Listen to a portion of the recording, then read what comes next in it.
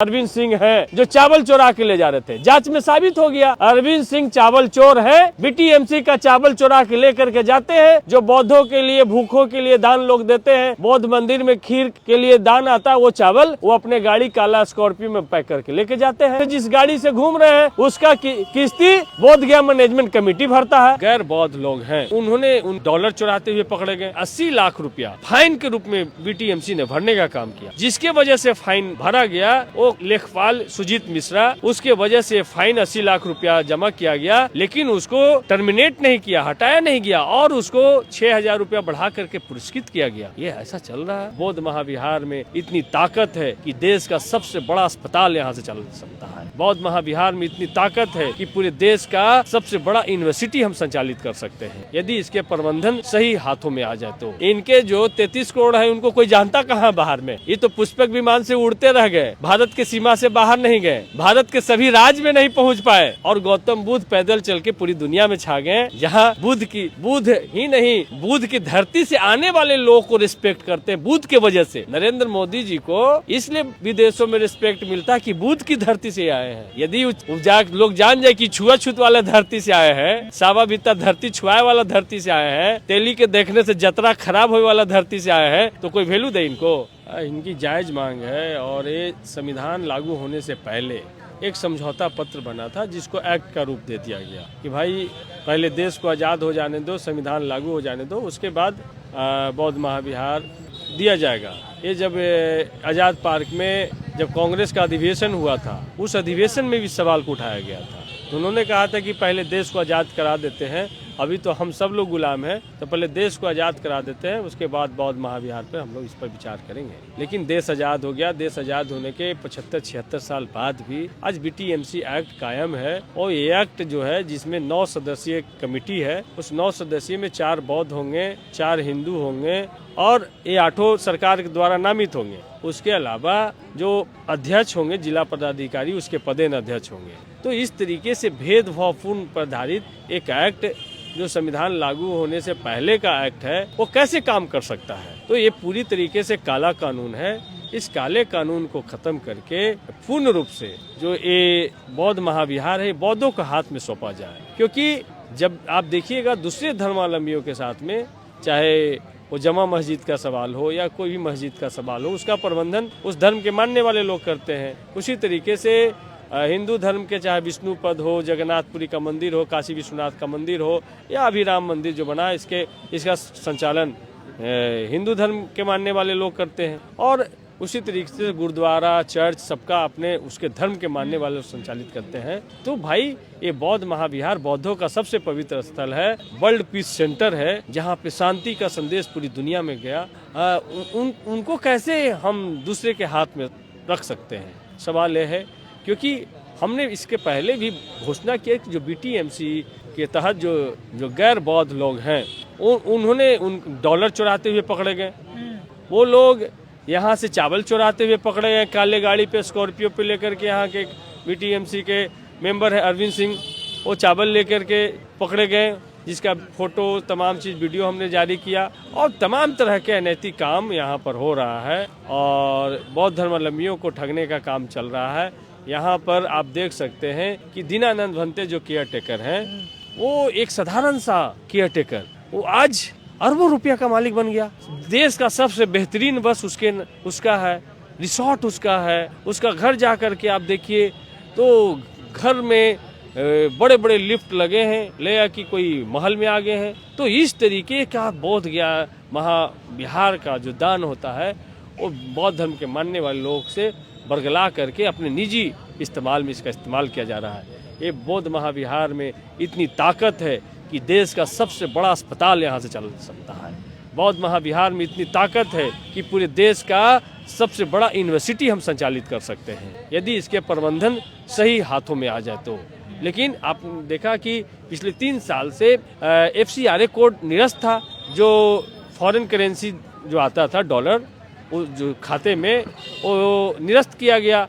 और निरस्त होने के बाद से 80 लाख रुपया फाइन के रूप में बीटीएमसी ने भरने का काम किया, जिसके वजह से फाइन भरा गया।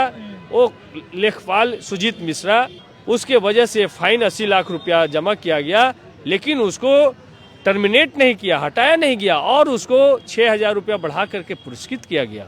ये ऐसा चल रहा है।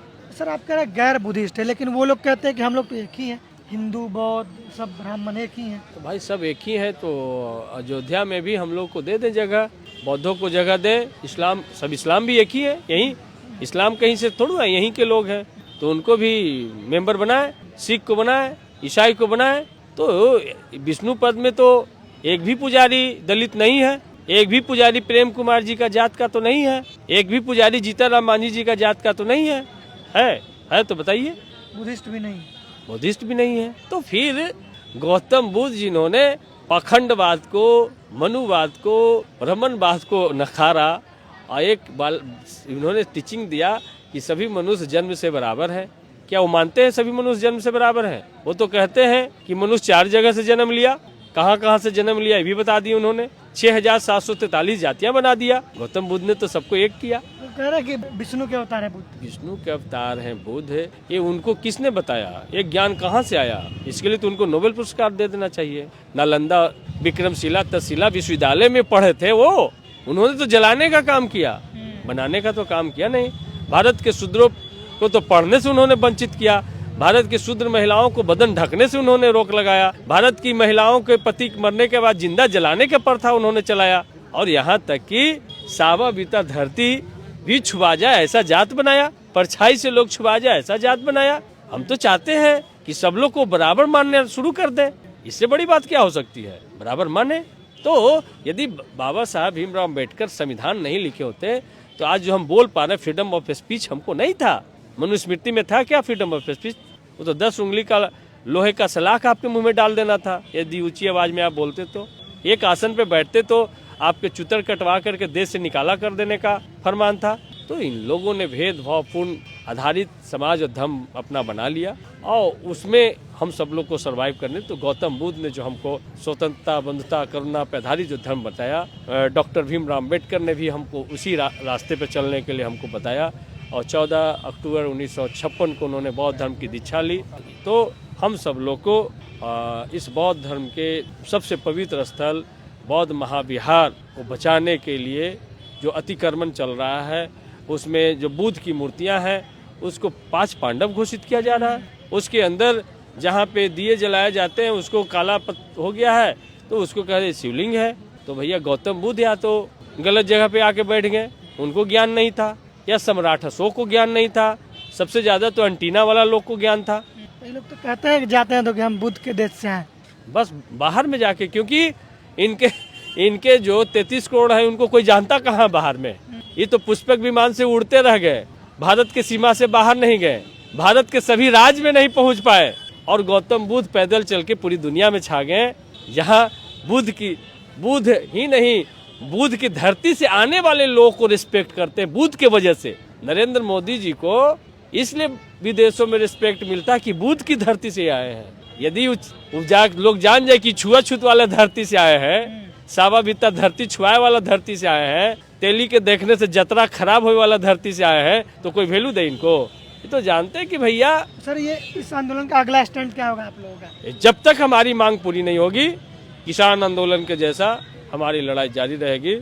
और अभी बोध गया में आंदोलन हुआ है, देश के हर एक जिला मुख्यालय पे आंदोलन चालू होगा। बीटी एक्ट जिसमें 4 हिंदू होंगे, 4 बौद्ध होंगे और जिला पदाधिकारी इसके पदेन अध्यक्ष होंगे। 9 मेंबरों का एक कमेटी बनाया गया। लेकिन जब भारत में जब संविधान लागू हो गया, सभी धर्मों को अपनी उसकी स्वतंत्रता दे दी गई, तो बौद्धों को स्वतंत्रता देने में कहाँ दिक्कत है? तो ये बीटी एक्ट जो है ये बौद्धों के लिए काला कानून है। इस काले कानून को वापस सरकार ले और इसको खत्म करके इसके जगह पर पूरा जो महाबोधि महाविहार है बौद्धों को हाथ में सौंपा जाए। इसकी लड़ाई है। और इसके ऑल इंडिया बुद्धिस्ट फोरम के लोगों ने इस लड़ाई को सभी बौद्ध संगठनों के साथ में मिल करके शुरू किया है। कोई ऑल इंडिया बुद्धिस्ट फोरम का कोई इंडिविजुअल लड़ाई नहीं है, ये तमाम बौद्ध उपासकों का एक लड़ाई है। तो इसीलिए सरकार से, खास करके आज नीतीश कुमार जी इस बिहार के मुख्यमंत्री हैं पिछले 20 साल से, उन्होंने बुद्ध धर्म के विकास के लिए बहुत सारा काम किया,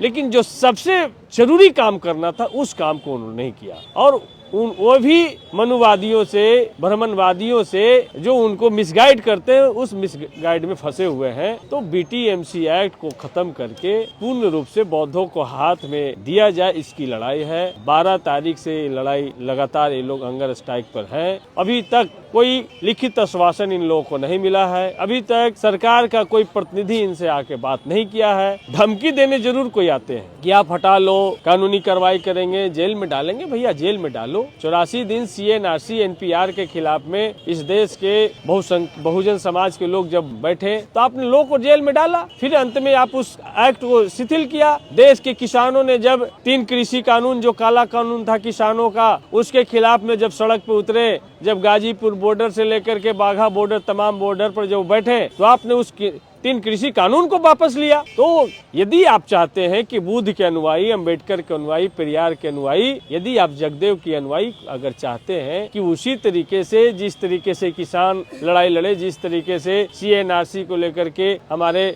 बहुजन समाज के लोगों ने लड़ाई लड़ा, क्या उसी तरीके से ये लड़ाई लड़े? ये तो बुद्ध के रास्ते पे शांति तरीके से लड़ाई लड़ रहे हैं। तो इसका मतलब ये नहीं समझना चाहिए कि ये कमजोर है। दुनिया में आज सबसे ज्यादा बौद्धों की ताकत है। जितना विकसित राष्ट्र है वो सब बौद्ध कंट्री है। यदि अंतर्राष्ट्रीय, राष्ट्रीय सब समर्थन इनके साथ में है, यदि ये सड़क पर उतरना चाहे तो लाखों लाख लोग आ सकते। इसलिए सरकार से हम अपील करने आए हैं। सदन में भी इन सवाल को लेकर के हम लोग आज स्थगन प्रस्ताव देंगे कि सरकार से हम अपील करने आए हैं कि इनके जायज मांगों को, इनके संवैधानिक मांगों को सरकार एक्सेप्ट करे, और नहीं तो जरूरत पड़ा तो हम लोग दिल्ली के तरफ कूच करेंगे और सरकार चलाना देश में मुश्किल हो जाएगा। हम उनको कहना चाहते, जिक्र कर रहे थे वो बताएंगे, पर्ची दिखा। घोटाला तो लगातार हो रहा है। जो भी BTMC में जो मेंबर्स हैं, यहाँ जो कर्मचारी हैं, यहाँ जो सेक्रेटरी हैं, उनके द्वारा लगातार घोटाले किए जा रहे हैं। हमने पिछले ही बार प्रेस कॉन्फ्रेंस करके उसकी कॉपी जिला पदाधिकारी को भी हमने दिया है कि किस तरीके से निविदा में, किस तरीके से अपने चहेते ठेकेदार को निविदा दिया जाता है और बाकी से फर्जी कागज बनाया जाता है और फर्जी कागज पे निविदा दिया जाता है, जिसका हमने खुलासा किया है। सरकार उसकी जांच, DM जांच करवा रहे हैं। देखते हैं DM को भी कि जांच के बाद क्या कार्रवाई करते हैं कि नहीं, लेकिन वो जांच नहीं करवाते हैं। ये कागज किसने लेकर के आया, इसकी जांच करवाते हैं। ये घोटाला, वो उसकी जांच नहीं, ये घोटाला कौन बाहर लेकर के आया, इसकी ये जांच करवाते हैं। एक नए तरह का जांच यहाँ चल रहा है। अभी हमने कहा था कि BTMC के मेंबर अरविंद सिंह हैं जो चावल चुरा के ले जा रहे थे, जांच में साबित हो गया तो मुख्यमंत्री को लिखे कि भाई अरविंद सिंह चावल चोर है, BTMC का चावल चुरा के लेकर के जाते हैं, जो बौद्धों के लिए, भूखों के लिए दान लोग देते हैं, जो बौद्ध मंदिर में खीर के लिए दान आता है, वो चावल वो अपने गाड़ी काला स्कॉर्पियो में पैक करके लेके जाते हैं। अभी हम आरोप लगा रहे हैं कि जो वो गाड़ी से, जिस गाड़ी से घूम रहे हैं,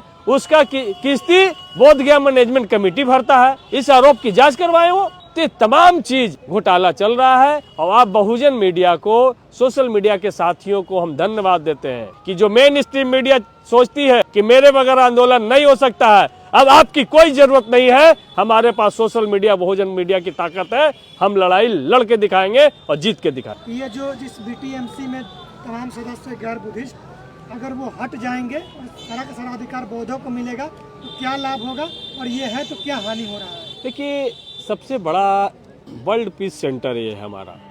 वर्ल्ड पीस सेंटर को ये लोग वर्ल्ड ट्रेड सेंटर बनाए हैं। आप जाके देखेंगे कि बोध गया महाबोधि मंदिर के जो असली स्वरूप है, इसके साथ वो खिलवाड़ कर रहे हैं। जहाँ पर बौद्ध का मुकुट, बौद्धों का फोटो जहाँ लगा है, वो उसको 5 पांडव बता रहे हैं, सहदेव, नकुल, सहदेव बता रहे हैं। तो बौद्धों के वास्तविक इतिहास से छेड़छाड़ कर रहे हैं। जहाँ पे दान पात्र रखा है, जहाँ पे मोमबत्ती जलाने का जगह था, उस जगह को शिवलिंग वाला जगह बता रहे हैं। और इसको बिहार विधानसभा के स्पीकर भी कहते हैं। बगैर सच के अभाव में आर्कियोलॉजिकल सर्वे ऑफ इंडिया से भी बड़ा वो रिसर्चर हो गए हैं। यहाँ के तत्कालीन जो पिछले राज्यपाल थे, वो आकर के तो इसको विष्णु का अवतार घोषित कर रहे थे। तो क्या ये चल रहा है? क्या हमारे बौद्ध मंदिर, बौद्ध इतिहास, जो बुद्ध ने जहाँ पर ज्ञान की खोज की, जहाँ पे सम्राट अशोक ने मूर्ति बनाया, जहाँ लॉर्ड कनिंघम ने इसकी खुदाई करवाई, उस जगह को ये अतिक्रमण करना चाहते हैं। ये हम साफ साफ करना चाहते हैं। इसलिए दुनिया के तमाम बौद्ध अपने बौद्ध स्थल को बचाने के लिए इस लड़ाई में साथ आए, हम सबसे अपील करना चाहते हैं। बुद्धिस्ट लोग भारत में माइनॉरिटी में हैं, तो क्या माइनॉरिटी समझ के इनकी बातों को दरकिनार किया जा रहा है, इनकी बातों को नहीं सुना जा रहा है माइनॉरिटी समझ करके? नहीं, बुद्ध भारत में माइनॉरिटी में है, लेकिन सोच में सबसे आगे हैं। बुद्ध पैदल चल के पूरी दुनिया में छा गए और उनके लोग विमान से उड़ते रहे, भारत की सीमा से बाहर नहीं गए। तो बुद्ध माइनॉरिटी में कैसे है? बुद्ध की सोच तो पूरी दुनिया का सोच है। बुद्ध पैदल चल चल के दुनिया के हर एक देश में बुद्ध छा गए। बुद्ध इतना व्यापक विचार है, बुद्ध इतना समावेशी है कि सबको अपने अंदर समाहित करता है, सबको पीस, सबको करुणा, सबको दया का भाव सिखाता है। बुद्ध इतना बड़ा थॉट है।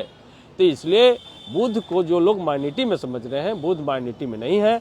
आज भी दुनिया के जितने भी ज्ञात मानव हुए, उसमें से सबसे बुद्धिमान मानव का नाम गौतम बुद्ध है। भारत की पहचान गौतम बुद्ध है। प्रधानमंत्री भी जाके कहते हैं कि मैं बुद्ध के कंट्री से आया हूँ, ये उनको कहने को मजबूरी होती है। तो इसलिए माइनॉरिटी ना समझा जाए। संख्या हमारी भले ही कम हो सकती है, लेकिन जिस दिन बहुजन समाज के लोग अपना वास्तविक इतिहास समझेंगे, भारत का 90% आबादी बौद्धों की आबादी है। भारत के 90% लोग बौद्ध के मानने वाले, उनका वंशावली, उनके बौद्ध से कनेक्टिविटी, अगर वंशावली निकाला जाए तो उनको बौद्ध से कनेक्टिविटी मिलेगा। तो भारत का वास्तविक इतिहास गौतम बुद्ध का इतिहास है। और जहाँ खोदो, अभी खोदो इंडिया अभियान उन लोग चालू किए थे।